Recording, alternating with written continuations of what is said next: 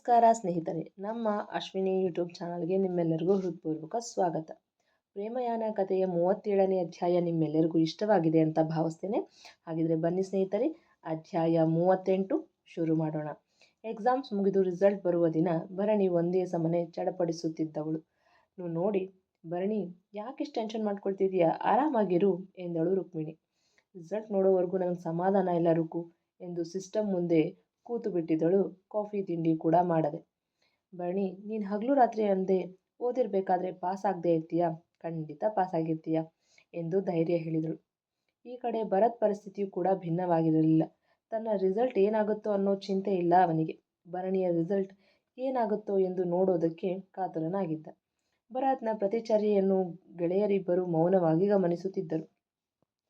ಅವನ ಕಣ್ಣಲ್ಲಿದ್ದ ಕಾತುರ ಹೇಳುತ್ತಿತ್ತು, ರಿಸಲ್ಟ್ ಬಗ್ಗೆ ಭರಣಿಗಿಂತ ಭರತ್ ಎಷ್ಟು ಸೀರಿಯಸ್ ಆಗಿದ್ದ ಎಂದು.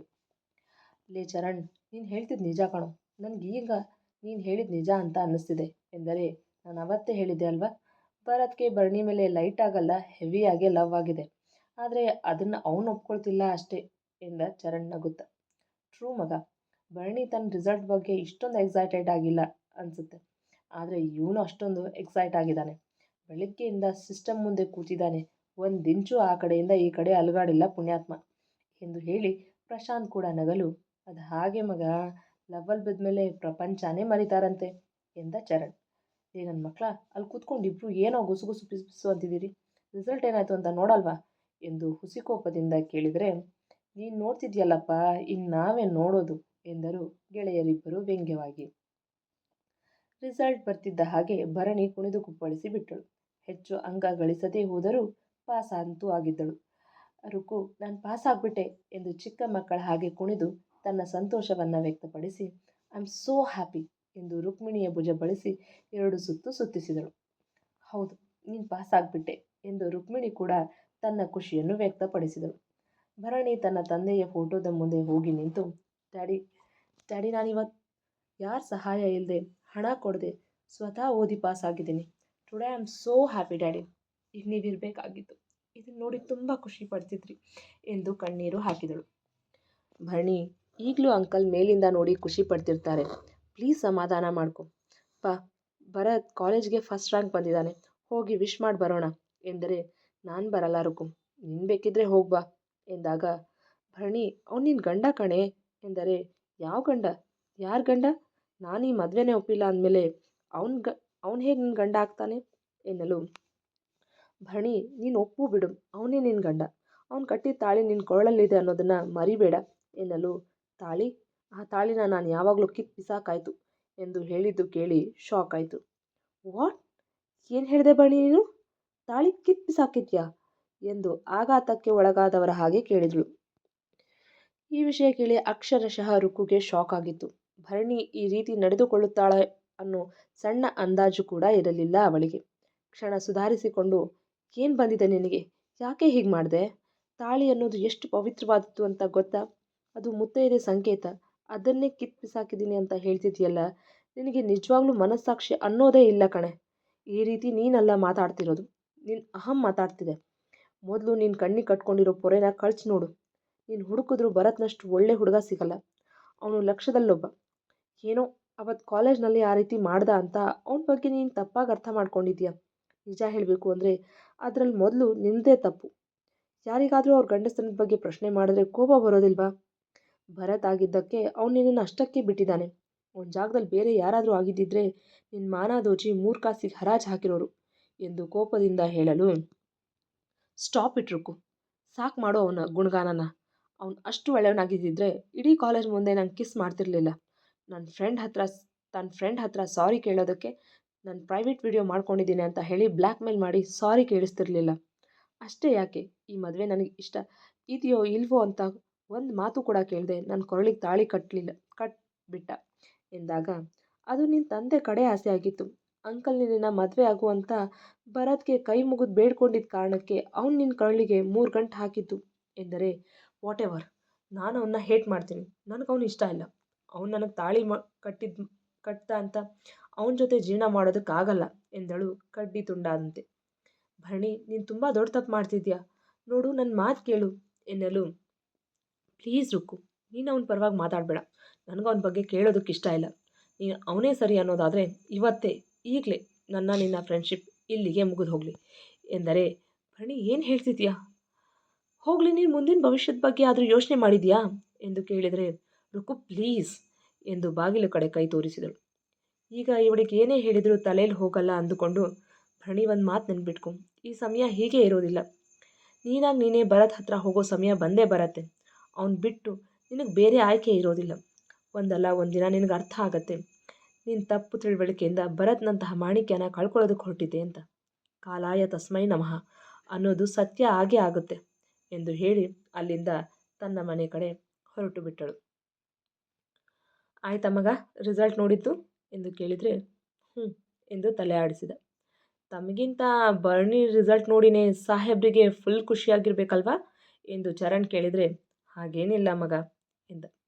ಹಾಗೇನಿಲ್ಲ ಅಂತ ನಿನ್ನ ಬಾಯಿ ಹೇಳ್ತಿದೆ ಅಷ್ಟೆ, ಆದರೆ ನಿನ್ನ ಮುಖ ಬೇರೇನೋ ಹೇಳ್ತಿದೆ ಎಂದರೆ, ಮಗ ಈಗ ಅವಳಿಗೆ ಅರ್ಥ ಆಗಿರತ್ತೆ ಶ್ರಮದ ಫಲ ಎಷ್ಟು ಖುಷಿ ಕೊಡತ್ತೆ ಅಂತ. ಈ ಖುಷಿ ಮುಂದೆ ಅವಳು ದುಡ್ಡು ಬಿಸಾಕಿ ಕೊಂಡ್ಕೊಳ್ತಿದ್ದ ಮಾರ್ಕ್ಸ್ನ ಖುಷಿ ಏನೇನೂ ಅಲ್ಲ ಅಂತ ಎಂದಾಗ, ಇದು ಅವಳಿಗೆ ಅರ್ಥ ಆಗುತ್ತಾ? ಸಾಧ್ಯನೇ ಇಲ್ಲ ಎಂದ ಚರಣ್ಗೆ. ಅರ್ಥ ಆಗುತ್ತೆ ಚರಣ್, ಎಲ್ಲದಕ್ಕೂ ಸಮಯ ಬರಬೇಕು ಎನ್ನಲು, ಆ ಸಮಯ ಬರತ್ತೆ ಅಂತ ಕಾಯ್ತಾ ನೀನು ಮುದುಕ ಆಗ್ತೀಯ ಅಷ್ಟೇ, ಅವಳು ಬದಲಾಗಲ್ಲ ಎಂದರೆ, ನೋಡೋಣ, ಶ್ರೀಕೃಷ್ಣ ಪರಮಾತ್ಮನೇ ಹೇಳಿದ್ದಾನೆ, ಈ ಸಮಯ ಕಳೆದು ಹೋಗುತ್ತೆ ಎಂದನು. ಗಿರೀಶ್ ನೇಮಿಸಿದ್ದ ಡಿಟೆಕ್ಟಿವ್ ಭರಣಿ ಬಗ್ಗೆ ಮಾಹಿತಿ ಕಲೆಕ್ಟ್ ಮಾಡಿಕೊಂಡು ಬಂದಿದ್ದ. Hello sir. ಹಲೋ ಸರ್, ಭರಣಿ ಬಗ್ಗೆ ಕೆಲವೊಂದು ಇನ್ಫಾರ್ಮೇಷನ್ ಕಲೆಕ್ಟ್ ಮಾಡ್ಕೊಂಡು ಬಂದಿದ್ದೀನಿ ಎಂದಾಗ, ಹೌದಾ, ಏನು ವಿಷಯ ಎಂದು ಕುತೂಹಲದಿಂದ ಕೇಳಲು, ಸರ್, ಭರಣಿ ಮೆನ್ಷನ್ಗೆ ಆಗಾಗ ಬಂದು ಹೋಗ್ತಿರ್ತಾನೆ ಎನ್ನಲು, ಹೌದಾ, ಕಾಲೇಜ್ನಲ್ಲಿ ಭರಣಿ ಕಿಸ್ ಮಾಡಿದ ಹುಡುಗ ಇವನೇ ಅಲ್ವಾ ಎಂದು ಕೇಳಿದರೆ, ಹೌದು ಸರ್, ಅವನು ಇವನೇ ಎಂದಾಗ, ಅವನ್ಯಾಕೆ ಬರ್ತಿದ್ದಾನೆ ಎಂದು ಕೇಳಿದ್ದ ಗಿರೀಶ್. ಗೊತ್ತಿಲ್ಲ ಸರ್, ಆದರೆ ಇವನು ರಾಜಾರಾಮ್ ಅವ್ರ ಕೊನೆ ಉಸಿರೆಳೆಯೋ ದಿನ ಆಸ್ಪತ್ರೆಯಲ್ಲೇ ಇದ್ದ. ಅವ್ರ ಪಾರ್ಥಿವ ಶರೀರ ಭರಣಿ ಮ್ಯಾನ್ಷನ್ಗೆ ತೊಗೊಂಡು ಹೋಗಿ ಅವ್ರ ಅಂತ್ಯ ಸಂಸ್ಕಾರ ಮಾಡೋವರೆಗೂ ಅಲ್ಲೇ ಇದ್ದ ಅಂತ ಇನ್ಫಾರ್ಮೇಷನ್ ಸಿಕ್ಕಿದೆ ಎಂದರೆ, ಸರಿ, ಅವನು ಯಾರು, ಅವನ ಅಡ್ರೆಸ್ಸು, ಅವನ ಅಪ್ಪ ಅಮ್ಮ ಎಲ್ಲನೂ ನನಗೆ 2 ದಿನದಲ್ಲಿ ಸಂಪೂರ್ಣ ಡೀಟೇಲ್ಸ್ ನನ್ನ ಮುಂದಿರಬೇಕು. ಗಾಟ್ ಇಟ್ ಎನ್ನಲು, ಎಸ್ ಸರ್. ಹಾಗೆ ಭರಣಿ ಎಕ್ಸಾಮ್ಸ್ ಪಾಸ್ ಮಾಡಿಕೊಂಡು ಜಾಬ್ಗಾಗಿ ಕೆಲವೊಂದು ಕಡೆ ಅರ್ಜಿ ಹಾಕಿದ್ದಾಳೆ ಎಂದರೆ, ಓಹ್ ಹೌದಾ, ಯಾವ್ಯಾವ ಕಡೆ ಅರ್ಜಿ ಹಾಕಿದ್ದಾಳೆ ಎಂದು ಕೇಳಿದಾಗ ಆ ಡಿಟೆಕ್ಟಿವ್ ಕೆಲವೊಂದು ಕಂಪನಿ ಹೆಸರುಗಳನ್ನು ಹೇಳಿದ. ಗುಡ್, ಮತ್ತೆ ಬೇರೆ ಏನಾದರೂ ಎಂದು ಕೇಳಿದಾಗ, ಸದ್ಯಕ್ಕಿಷ್ಟೇ ಸರ್ ಎಂದನು. ಸರಿ, ಹೀಗೆ ಅವಳ ಬಗ್ಗೆ ಇನ್ಫಾರ್ಮೇಷನ್ ಕಲೆಕ್ಟ್ ಮಾಡಿ ನಂಗೆ ತಿಳಿಸ್ತಾ ಇರು ಎನ್ನಲು, ಖಂಡಿತ ಸರ್ ಎಂದವ. ಸರ್, ನನ್ನ ದುಡ್ಡು ಎಂದು ರಾಗ ಎಳೆದಾಗ, ಸಂಜೆ ಅಷ್ಟರಲ್ಲಿ ನಿನ್ನ ದುಡ್ಡು ನಿನ್ನ ಅಕೌಂಟ್ನಲ್ಲಿ ಜಮಾ ಆಗಿರುತ್ತೆ ಎನ್ನುತ್ತಿದ್ದ ಹಾಗೆ ಆ ಡಿಟೆಕ್ಟಿವ್ ಅಲ್ಲಿಂದ ಜಾಗ ಖಾಲಿ ಮಾಡಿದ್ದ. ಭರಣಿ, ಜಾಬ್ ಹುಡುಕ್ತಿದೀಯಾ? ಇಂಟರ್ವ್ಯೂ ಕೊಡೋದಕ್ಕೆ ಬೇರೆ ಹೋಗ್ತಿದ್ಯಾ? ಅದು ಹೇಗೆ ಜಾಬ್ ಗಿಟ್ಟಿಸ್ಕೊಳ್ತೀಯೋ ನಾನು ನೋಡ್ತೀನಿ ಎಂದು ಹಲ್ಲು ಕಡಿದ ಗಿರೀಶ್. ಭರಣಿ ರಿಸಲ್ಟ್ ಬಂದ ಮೇಲೆ ಜಾಬ್ಗೋಸ್ಕರ ಆನ್ಲೈನ್ನಲ್ಲಿ ಅರ್ಜಿ ಹಾಕಿದ್ದಳು. 1-2 ಕಡೆ ಅವಳನ್ನು ಇಂಟರ್ವ್ಯೂಗೆ ಕರೆದಿದ್ದರು. ಭರಣಿ ಇಂಟರ್ವ್ಯೂಗೆ ಹೋಗಲು ತಯಾರಾಗಿ ತಿಂಡಿ ತಿನ್ನಲು ಬಂದಳು. ಶಾಂತಮ್ಮ ತಿಂಡಿ ಕೊಡು ಎಂದಾಗ, ಶಾಂತಮ್ಮ ಬಂದು ತಟ್ಟೆಗೆ ಉಪ್ಪಿಟ್ಟು ಬಡಿಸಿದ್ದು ನೋಡಿ ಮುಖ ಕಿವಿಚಿದಳು. ಶಾಂತಮ್ಮ, ಇದೇನಿದು ಕಾಂಕ್ರೀಟ್ ಮಾಡಿದೆಯಾ? ನನಗಿದು ಇಷ್ಟ ಇಲ್ಲ, ನಾನಿದನ್ನು ತಿನ್ನಲ್ಲ ಅಂತ ಗೊತ್ತಿಲ್ವಾ ಎಂದು ಹೇಳಿ ತಟ್ಟೆಯನ್ನು ಜೋರಾಗಿ ತಳ್ಳಿದಳು. ತಳ್ಳಿದ ರಭಸಕ್ಕೆ ತಟ್ಟೆ ಜಾರಿ ಕೆಳಗಡೆ ಬಿದ್ದು ಉಪ್ಪಿಟ್ಟೆಲ್ಲ ನೆಲದ ಪಾಲಾಗಿತ್ತು. ಅದನ್ನು ನೋಡಿ ಕೋಪಗೊಂಡ ಶಾಂತಮ್ಮ ಭರಣಿಗೆ ಏನೋ ಹೇಳಬೇಕು. ಜಿತೇಂದ್ರ ತನ್ನಮ್ಮನನ್ನು ತಡೆದಿದ್ದ. ಮೇಡಮ್, ಸದ್ಯಕ್ಕೆ ಮನೇಲಿರುವ ರೇಷನ್ ಖಾಲಿಯಾಗಿದೆ, ತಂದಮೇಲೆ ನಿಮ್ಗೆ ಏನು ಬೇಕೋ ಅದನ್ನು ಮಾಡಿಸ್ಕೊಂಡು ತಿನ್ನಿವ್ರಂತೆ, ಈಗ ಇದನ್ನೇ ಅಡ್ಜಸ್ಟ್ ಮಾಡ್ಕೊಳ್ಳಿ ಎಂದರೆ, ಅದೆಲ್ಲ ಆಗಲ್ಲ ಜಿತು, ನಂಗೆ ಬೇರೆ ತಿಂಡಿ ಬೇಕು ಎಂದಾಗ, ಸರಿ ಮೇಡಮ್, ನಂಗೊಂದು 10 ನಿಮಿಷ ಟೈಮ್ ಕೊಡಿ, ಹೋಟೆಲಿಂದ ಏನಾದರೂ ತರ್ತೀನಿ ಎನ್ನಲು, ಬೇಗ ತೊಗೊಂಡು ಬಾ, ಹೊಟ್ಟೆ ತುಂಬ ಹಸಿತಿದೆ, ನನ್ನ ಹತ್ರ ಟೈಮ್ ಇಲ್ಲ, ನಾನು ಇಂಟರ್ವ್ಯೂಗೆ ಹೋಗಬೇಕು ಎಂದು ಅವಸರಿಸಿದಳು. ತನ್ನಮ್ಮನ ಕರೆದುಕೊಂಡ ಅಡುಗೆ ಮನೆಗೆ ಹೋಗಿ, ಅಮ್ಮ ದುಡ್ಡು ಕೊಡು ಎಂದಾಗ, ಯಾವ ದುಡ್ಡು? ನನ್ನ ಹತ್ರ ಯಾವ ದುಡ್ಡು ಇಲ್ಲ ಎಂದರು. ಅಮ್ಮ, ಮೊನ್ನೆ ಮನೆ ದಿನಸಿ ತರೋದಕ್ಕಂತ ಕೊಟ್ಟು ದುಡ್ಡು ಎಂದು ಕೇಳಲು, ಕೊಡಲ್ಲ ಕಣೋ, ಈಗ ಮಿಕ್ಕಿರೋ ದುಡ್ಡು ತರಕಾರಿ ತರೋದಕ್ಕೆ ಅಂತ ಎತ್ತಿಟ್ಟಿದ್ದೀನಿ ಎಂದರೆ, ಅಮ್ಮ ಈಗ ಆ ದುಡ್ಡು ಕೊಡು, ನಾನು ಸಂಜೆ ನಮ್ಮ ಅಂಗಡಿ ಓನರ್ ಹತ್ರ ಚೂರು ಅಡ್ವಾನ್ಸ್ ದುಡ್ಡು ಇಸ್ಕೊಂಡು ಬರ್ತೀನಿ ಎಂದಾಗ, ಇಲ್ಲ ಕಣೋ, ಕೊಡಲ್ಲ, ಈ ಹುಡುಗಿಗೆ ಇಷ್ಟಾದರೂ ಬುದ್ಧಿ ಬಂದಿಲ್ಲ, ದುಡ್ಡೇನು ಗಿಡದಲ್ಲಿ ಬೆಳೆಯುತ್ತಾ? ದುರಹಂಕಾರ ಅವಳಿಗೆ, ಅನ್ನದ ಬೆಲೆನೇ ಗೊತ್ತಿಲ್ಲ, ಇದ್ದಿದ್ದೇ ಇಷ್ಟು, ಅದರಲ್ಲೇ ಉಪ್ಪಿಟ್ಟು ಮಾಡಿದ್ದೆ, ಅದನ್ನೆಲ್ಲ ನೆಲ್ಪಾಲು ಮಾಡಿಬಿಟ್ಲಲ್ಲ, ಇಷ್ಟ ಆಗದೆ ಇದ್ದಿದ್ರೆ ಸುಮ್ಮನೆ ಇರಬೇಕಾಗಿತ್ತು, ನಾವಾದರೂ ತಿಂತಿದ್ವಿ ತಾನೇ. ತಾನೂ ತಿನ್ನಲ್ಲ, ತಿನ್ನೋರನ್ನು ನೋಡಿ ಸಹಿಸಲ್ಲ ಅನ್ನೋ ಹಾಗೆ ಮಾಡಿದ್ಲು. ಕಷ್ಟಪಟ್ಟು ದುಡಿದು ತಂದಿದ್ರೆ ಗೊತ್ತಾಗ್ತಿತ್ತು ದುಡ್ಡಿನ ಬೆಲೆ. ರಾಣಿ ಥರ ಯಾರೋ ದುಡ್ದಿದ್ದು ಕೂತು ತಿಂದರೆ ಹೇಗೆ ಗೊತ್ತಾಗತ್ತೆ ಬೇರೆಯವ್ರ ಶ್ರಮದ ಬೆಲೆ ಎಂದು ಕೋಪದಿಂದ ತಮ್ಮ ಅಸಮಾಧಾನವನ್ನು ಹೊರಹಾಕಿದರು. ಅಮ್ಮ ಸಾಕು ಬಿಡು, ಮೇಡಮ್ ಉಪ್ಪಿಟ್ಟು ತಿನ್ನಲ್ಲ ಅಂತ ನಿನಗೂ ಗೊತ್ತು ತಾನೇ, ಆದರೂ ನೀನು ಅದನ್ನೇ ಮಾಡಿದೀಯಾ, ಇದ್ದಿದ್ರಲ್ಲೇ ಬೇರೆ ಏನಾದರೂ ಮಾಡಿದಿದ್ರೆ ಆಗ್ತಿತ್ತು ಎಂದರೆ, ಹೌದಪ್ಪ ನೀನು ಲಕ್ಷ ಲಕ್ಷ ಸಂಬಳ ತರ್ತಿದ್ಯಾ ನೋಡು, ಅದಕ್ಕೆ ಮಹಾರಾಣಿಗೆ ರುಚಿ ರುಚಿಯಾಗಿ ಮಾಡಿ ಹಾಕ್ತೀನಿ. ನೀನು ಕೊಡೋ 5,000 ದುಡ್ಡಲ್ಲಿ ಮನೆ ಹೇಗೆ ನಡೆಯುತ್ತೆ ಅನ್ನೋದಾದರೂ ಗೊತ್ತಾ? ಇದ್ದಿದ್ರಲ್ಲೇ ಮಾಡಿದ್ದೀನಿ, ಇನ್ನು ಇರೋ ಇಷ್ಟು ರೇಷನ್ನಲ್ಲಿ ನೀನು ಸಂಬಳ ಬರೋವರೆಗೂ ಮಾಡಬೇಕು ಎನ್ನಲು, ಅಮ್ಮ ಇದೊಂದು ಸಾರಿ ಹೋಗಲಿ ಬಿಡು, ಪಾಪ ಹೊಟ್ಟೆ ಹಸಿವಾಗಿದೆಯಂತೆ, ಇಂಟ್ರಿಗೆ ಬೇರೆ ಹೋಗಬೇಕು, ಹೊತ್ತಾಗತ್ತೆ, ದುಡ್ಡು ಕೊಡಮ್ಮ ಎಂದರೆ, ಮೊಂಡ ಕಣೋ ನೀನು, ಅವಳು ಹೇಗೆ ಹೇಳ್ತಾಳೋ ಹಾಗೆ ಕುಣಿತಾ ಇರು, ಆದಷ್ಟು ಬೇಗ ನಮ್ಮ ಹೊಟ್ಟೆಗೆ ತಣ್ಣೀರು ಬಟ್ಟೆನೇ ಗತಿಯಾಗತ್ತೆ ಎಂದು ಕೋಪದಿಂದ ಹೇಳಿ ಸಾಸಿವೆ ಡಬ್ಬಿಯಲ್ಲಿ ಎತ್ತಿಟ್ಟಿದ್ದ ದುಡ್ಡಲ್ಲಿ 200 ರೂಪಾಯಿ ಕೊಟ್ಟರು. ಅಮ್ಮ ಇನ್ನೊಂದು ಮಾತು, ಭರಣಿ ಮೇಡಮ್ ಸುಖದ ಸುಪ್ಪತ್ತಿಗೆಯಲ್ಲಿ ಬೆಳೆದ ಹುಡುಗಿ, ಕಷ್ಟ ಅಂದರೆ ಏನು ಅಂತ ಗೊತ್ತಿಲ್ಲ ಅವರಿಗೆ, ಇದು ನಿನಗೂ ಗೊತ್ತು, ಅವರಿಗೇನು ಹೇಳೋದಕ್ಕೆ ಹೋಗಬೇಡ ಎಂದಾಗ, ಆಯಿತು ತಂದೆ, ನಾನೇನು ಹೇಳೋದಿಲ್ಲ ಎಂದು ಕೈ ಮುಗಿದು ಬಿಟ್ಟರು ಸೋತವರ ಹಾಗೆ. ಜಿತೇಂದ್ರ ಹತ್ತಿರದ ಹೋಟೆಲ್ಗೆ ಹೋಗಿ ಮಸಾಲೆ ದೋಸೆ ಕಟ್ಟಿಸಿಕೊಂಡು ಬಂದ. ಜೀತು ಎಷ್ಟೊತ್ತು, ಆಗ್ಲಿಂದ ಹೊಟ್ಟೆ ಹಸಿವಿನಿಂದ ಸಾಯ್ತಿದ್ದೀನಿ, ಏನು ನೋಡ್ತಿದ್ಯಾ, ಬೇಗ ಕೊಡು ಎಂದಳು ಅಸಮಾಧಾನದಿಂದ. ಚೀತು ಪಾರ್ಸಲ್ ಕೈಗೆ ಕೊಡುತ್ತಿದ್ದ ಹಾಗೆ ಬೇಗ ಬೇಗ ಪಾರ್ಸಲ್ ತೆರೆದು ನೋಡಿದವಳು, ಚೀತು ದೋಸೆ ತಂದಿದ್ಯಾ, ಇದ್ರ ಬದಲು ನೂಡಲ್ಸು ಪಾಸ್ತಾ ತಂದಿದ್ರೆ ಆಗಿರೋದು ಎಂದಾಗ, ಮೇಡಮ್ ಹತ್ತಿರದ ಹೋಟ್ಲಲ್ಲಿ ಇದೇ ಸಿಕ್ಕಿದ್ದು ಅರ್ಜೆಂಟ್ಗೆ, ಇವತ್ತೊಂದು ದಿನ ಇದನ್ನು ತಿನ್ನಿ ಎಂದರೆ, ಕೋಳಿಯಂತೆ ಚೂರೇ ತಿಂದು ಸಾಕು ನನಗೆ, ಹೊಟ್ಟೆ ತುಂಬಿತು, ಈಗ ಬೇಗ ನಡಿ ಜೀತು, ಇಂಟರ್ವ್ಯೂಗೆ ಹೊತ್ತಾಗುತ್ತೆ ಎಂದು ಅವಸರಿಸಿದಳು. ಸರಿ ಮೇಡಮ್ ಎಂದ ಜಿತೇಂದ್ರ. ಅಮ್ಮ ಇದನ್ನ ಎತ್ತಿಡು, ನಾನು ಆಮೇಲೆ ಬಂದು ತಿಂತೀನಿ ಎಂದಾಗ, ಲೋ ನಿನಗೇನೋ ಬಂದಿದೆ ದೊಡ್ಡ ರೋಗ, ಅವಳು ತಿಂದುಬಿಟ್ಟಿರೋದನ್ನು ನೀನು ತಿಂತೀನಿ ಅಂತಿದ್ಯಾ ಎಂದು ಅಸಮಾಧಾನದಿಂದ ಕೇಳಿದರೆ, ಅಮ್ಮ ನೀನೇ ಹೇಳ್ತಿದ್ದೆ ಅನ್ನನ ಯಾವತ್ತೂ ವೇಸ್ಟ್ ಮಾಡಬಾರ್ದು ಅಂತ ಎನ್ನಲು, ಅದಕ್ಕೆ ಅವಳು ಎಂಟ್ಲು ಮಾಡಿರೋದನ್ನು ನೀನು ತಿಂತೀಯಾ ಎಂದು ಕೇಳಿದರು ಆಶ್ಚರ್ಯದಿಂದ. ಅಮ್ಮ ಭರಣಿ ಮೇಡಮ್ ನನ್ನ ತಂಗಿ ಇದ್ದ ಹಾಗೆ, ತಂಗಿ ತಿಂದುಬಿಟ್ಟಿರೋದನ್ನು ತಿಂದರೆ ಏನಾಗಲ್ಲ ಎಂದ. ಅದೇ ಸಮಯದಲ್ಲಿ ಆಚೆ ಕಾರಲ್ಲಿ ಕೂತ ಭರಣಿ, ಜೀತು ಎಂದು ಕೂಗಿದ್ದೆ ತಡ, ಅಮ್ಮ ಎತ್ತಿಡು, ನಾನು ಮೇಡಮ್ನ ಇಂಟರ್ವ್ಯೂ ಮಾಡ್ತಿರೋ ಆಫೀಸಿಗೆ ಬಿಟ್ಟು ಬರ್ತೀನಿ ಎಂದು ಹೇಳಿ ಹೋದ. ಕರ್ಮ, ಈ ಹುಡುಗನಿಗೆ ಅದು ಯಾವಾಗ ಬುದ್ಧಿ ಬರುತ್ತೋ ಎಂದು ಗೊಣಗಿ ತಮ್ಮ ಕೆಲಸದ ಕಡೆ ಗಮನ ಹರಿಸಿದರು. ಭರಣಿಯನ್ನು ಇಂಟರ್ವ್ಯೂ ನಡೆಯುತ್ತಿದ್ದ ಜಾಗಕ್ಕೆ ಕರೆದುಕೊಂಡು ಬಂದು ಬಿಟ್ಟು, ಮೇಡಮ್ ನಿಮ್ಮ ಇಂಟರ್ವ್ಯೂ ಮುಗಿತಿದ್ದ ಹಾಗೆ ನನಗೊಂದು ಕಾಲ್ ಮಾಡಿ, ನಾನು ಬಂದು ಕರ್ಕೊಂಡು ಹೋಗ್ತೀನಿ ಎಂದು ಹೇಳಿ ತಿಂಡಿ ಮಾಡಲು ಮನೆ ಕಡೆ ಹೊರಟ. ಭರಣಿ ರಿಸೆಪ್ಷನಿಸ್ಟ್ ಹತ್ತಿರ ವಿಚಾರಿಸಿ ಲಿಫ್ಟ್ ಮೂಲಕ ಇಂಟರ್ವ್ಯೂ ನಡೆಯುತ್ತಿದ್ದ ಸ್ಥಳಕ್ಕೆ ಹೋದಳು. ಅದಾಗಲೇ ಒಂದು 20 ಜನ ಇಂಟರ್ವ್ಯೂಗೋಸ್ಕರ ಬಂದಿದ್ದರು. 11 ಗಂಟೆ ಹೊತ್ತಿಗೆ ಇಂಟರ್ವ್ಯೂ ಶುರುವಾಗಿತ್ತು. ಅಲ್ಲಿದ್ದ ಅಟೆಂಡರ್ ಒಬ್ಬೊಬ್ಬರನ್ನೇ ಒಳಬಿಡುತ್ತಿದ್ದ. ಒಬ್ಬರು ಅರ್ಧ ಗಂಟೆಗೆ ಆಚೆ ಬಂದರೆ ಮತ್ತೊಬ್ಬರು 5 ನಿಮಿಷಕ್ಕೆ ಆಚೆ ಬರುತ್ತಿದ್ದರು. ಇದನ್ನೆಲ್ಲ ನೋಡುತ್ತಿದ್ದ ಭರಣಿಗೆ ವಿಚಿತ್ರ ಅನ್ನಿಸ್ತಿತ್ತು. ಭರಣಿ ಸರದಿ ಬಂದಾಗ ಮಧ್ಯಾಹ್ನವೇ ಆಗಿತ್ತು. ಇಂಟರ್ವ್ಯೂ ಕೊಡಲು ಒಳ ನಡೆದಳು. ಗುಡ್ ಆಫ್ಟರ್ನೂನ್ ಸರ್ ಎಂದಳು ಒಳಬಂದು. ವೆರಿ ಗುಡ್ ಆಫ್ಟರ್ನೂನ್ ಎಂದು ಚೇರು ಕಡೆ ಕೈ ತೋರಿಸಿ ಕೂರಲು ಹೇಳಿದರು. ಥ್ಯಾಂಕ್ ಯು ಸರ್ ಎಂದು ಕೂತು ತನ್ನ ಬಯೋಡೇಟಾ ಮತ್ತು ಮಾರ್ಕ್ಸ್ ಕಾರ್ಡ್ ಇದ್ದ ಫೈಲ್ ನೀಡಿದಳು.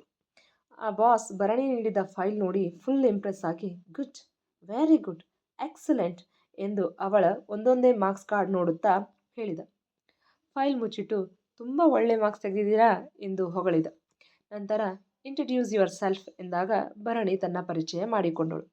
ಆ ಬಾಸ್ ಬಿಸ್ನೆಸ್ ಬಗ್ಗೆ, ಪ್ರಾಫಿಟ್ ಲಾಸ್ ಬಗ್ಗೆ, ಶೇರ್ಸ್ ಬಗ್ಗೆ ಪ್ರಶ್ನೆಗಳನ್ನು ಕೇಳತೊಡಗಿದ. ಭರಣಿಗೆ ಇವೆಲ್ಲ ಪ್ರಶ್ನೆಗಳಿಗೆ ಉತ್ತರ ಗೊತ್ತಿದ್ದರೆ ತಾನೇ. ಕಾಲೇಜ್ ದಿನಗಳಲ್ಲಿ ಚೆನ್ನಾಗಿ ಓದಿದ್ದರೆ ಅವರು ಕೇಳುವ ಪ್ರಶ್ನೆಗಳಿಗೆ ಉತ್ತರ ನೀಡುತ್ತಿದ್ದಳು. ಆದರೆ ನೆಟ್ಟಗೆ ಓದದೆ ದುಡ್ಡು ಕೊಟ್ಟು ಪಾಸ್ ಆಗಿದ್ದ ಪರಿಣಾಮ ಅವಳಿಗೆ ಯಾವ ಪ್ರಶ್ನೆಗೂ ಉತ್ತರಿಸಲು ಆಗುತ್ತಿಲ್ಲ. ಅವಳು ಪೆಚ್ಚಾಗಿ ಕೂತಳು. ಉತ್ತರ ಗೊತ್ತಿದ್ದರಲ್ಲವೇ. ಏನಮ್ಮ ಇಷ್ಟು ಒಳ್ಳೆ ಮಾರ್ಕ್ಸ್ ತೆಗೆದಿದ್ಯಾ, ಆದರೆ ನಾನು ಕೇಳಿದ ಒಂದು ಪ್ರಶ್ನೆಗೂ ಉತ್ತರ ಹೇಳ್ತಿಲ್ಲ ಎಂದರು ಗೊಂದಲದಲ್ಲಿ. ಸರ್ ಅದು ಎಂದು ತಡವರಿಸುವುದನ್ನು ನೋಡಿ, ಮಿಸ್ ಭರಣಿ ಈ ಮಾರ್ಕ್ಸ್ ಓದಿ ತೆಗೆದಿದ್ದ ಅಥವಾ ದುಡ್ಡು ಕೊಟ್ಟು ಮಾರ್ಕ್ಸ್ ಕೊಂಡ್ಕೊಂಡಿದ್ದ ಎಂದು ಕೇಳಿದಾಗ ಭರಣಿ ಮೌನವಾಗಿ ಕುಳಿತಿದ್ದು ನೋಡಿಯೇ ತಿಳಿದು ಹೋಗಿತ್ತು ಅವಳು ಕಷ್ಟಪಟ್ಟು ಓದಿ ಮಾರ್ಕ್ಸ್ ತೆಗೆದಿಲ್ಲವೆಂದು.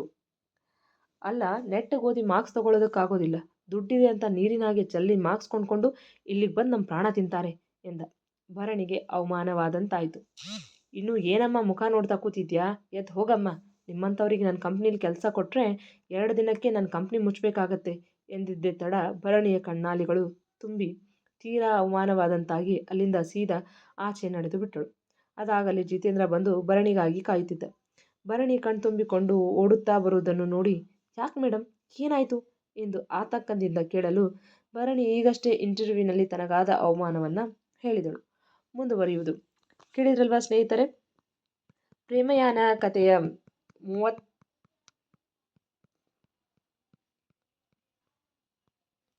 38ನೇ ಅಧ್ಯಾಯ. ಈ ಸಂಚಿಕೆ ನಿಮಗೆ ಇಷ್ಟವಾಗಿದ್ದರೆ ಒಂದು ಲೈಕ್ ಕೊಡಿ, ನಿಮ್ಮ ಅಭಿಪ್ರಾಯವನ್ನು ಕಮೆಂಟ್ನಲ್ಲಿ ತಿಳಿಸಿ. ಇನ್ನು ಯಾರೆಲ್ಲ ನಮ್ಮ ಚಾನಲ್ ಸಬ್ಸ್ಕ್ರೈಬ್ ಮಾಡಿಲ್ವೋ ಪ್ಲೀಸ್ ಸಬ್ಸ್ಕ್ರೈಬ್ ಮಾಡ್ಕೊಳ್ಳಿ. ಹಾಗೆ ಬೆಲ್ ಐಕಾನ್ ಒತ್ತೋದನ್ನು ಮರಿಬೇಡಿ. ಈ ಕತೆ ನಿಮಗೆ ಇಷ್ಟವಾಗುತ್ತಿದ್ದರೆ ಹೆಚ್ಚು ಹೆಚ್ಚು ಜನರಿಗೆ ಶೇರ್ ಮಾಡುವ ಮೂಲಕ ನಮ್ಮನ್ನು ಪ್ರೋತ್ಸಾಹಿಸಿ. ಮತ್ತೆ ಮುಂದಿನ ಸಂಚಿಕೆಯಲ್ಲಿ ಭೇಟಿಯಾಗೋಣ. ಧನ್ಯವಾದ.